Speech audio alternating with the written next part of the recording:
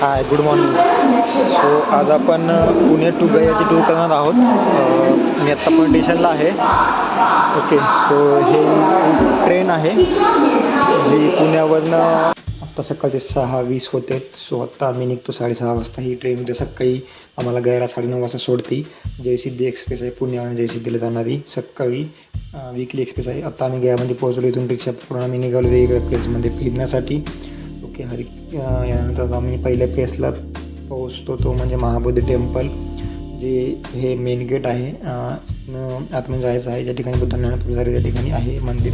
So इथे lock in keys आहे, जिथे आपण आपला मोबाईल वगैरे ठेवू शकतो. मोबाईल आतमध्ये अलाउड नाही आहे आणि आपल्याकडे स्वतःचा कॅमेरा असेल तर कॅमेरा आतमध्ये नेता येते, बट त्याला वेगळे चार्जेस पे करावे लागतात. सो असा इथे मेन गेटचा. त्यानंतर आम्ही आलो the great statue of Buddha. एक 2.5 किलोमीटर अंतरावर आहे महाबोधी टेम्पलपासून.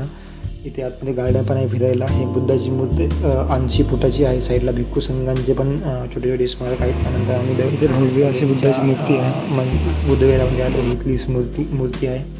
त्यानंतर कार्ल म्हणून एक आहे टेम्पल. सो इथे पण आलो. इथली जी कलर दिली आहे म्हणजे त्याला खूप आकर्षित करते पर्यटकांना. डिझाईन वेगळी आहे. सो ते खूप भारी वाटलं मला सांगायचं तरी. ओके, इथले आर्ट्स वगैरे कलरमध्ये दाखवलेले एकदम झकास आहेत. बुद्धाची मूर्ती जाऊ दे, सोनेरी कलरमध्ये आहे.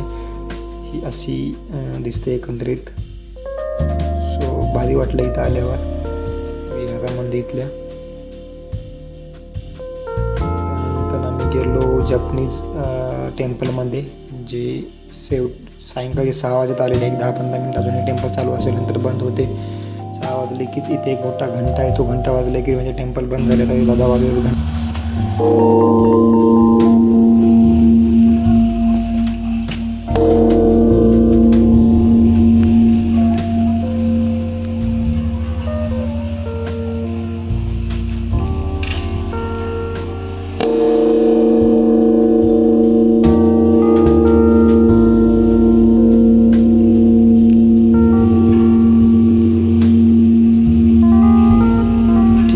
एक घंटा वाजता टेम्पल बंद झालं. तर आम्ही गेलो म्हणून संडेला, म्हणजे व्हाईट बुद्धा स्टॅच्यूकडे पण संडेला बंद असल्यामुळे बाहेर दर्शन घेतलं. थोडी स्लिपिंग बुद्धा स्टॅच्यूकडे पोहोचताच इथे टेरेसवर आम्ही आलो आहे.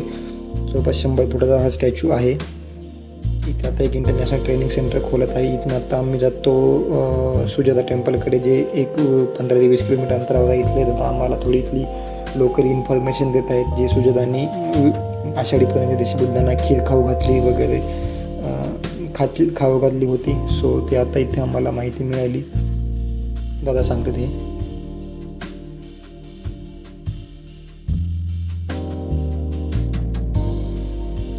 आषाढी पौर्णिमे दिवशी इथे बुद्धांनी खीर खाल्ली होती. सुजातांनी खीर त्यांना दिली होती तेव्हा.